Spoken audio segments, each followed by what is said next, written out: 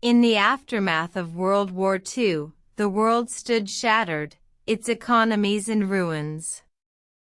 As the Allied powers gathered at the United Nations Monetary and Financial Conference in Bretton Woods, New Hampshire, in July 1944, a pivotal decision was about to be made. John Maynard Keynes, the brilliant economist from the United Kingdom, had envisioned an international bank that would help rebuild Europe and prevent a repeat of the economic devastation that had followed World War I. On the other hand, Dexter White, a U.S. Treasury official, proposed a different model, one that would lean heavily on U.S. influence. The conference was a battlefield of ideas, with Keynes and White engaging in a relentless debate. Keynes argued for a bank with greater voting power for its borrowing members, while White advocated for a bank dominated by the lending members, particularly the United States. In the end, it was White's proposal that won the day. On July 22, 1944, the Bretton Woods Agreement was signed, giving birth to two institutions, the International Monetary Fund, IMF, and the International Bank for Reconstruction and Development, later known as the World Bank.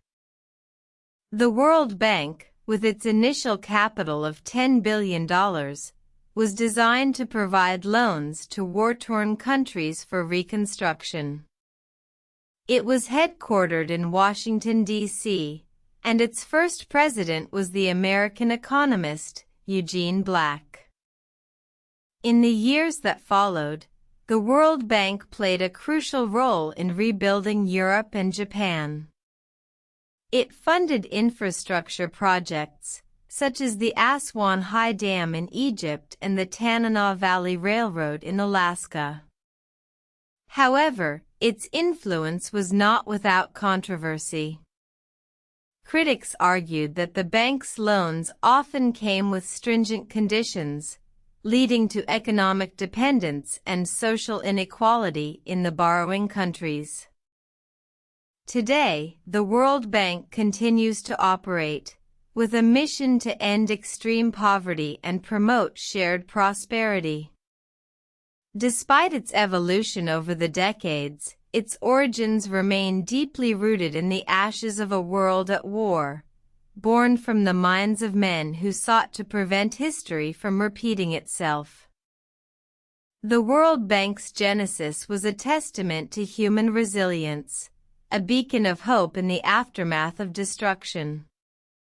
As we look back on its history, we are reminded of the power of cooperation and the enduring spirit of humanity.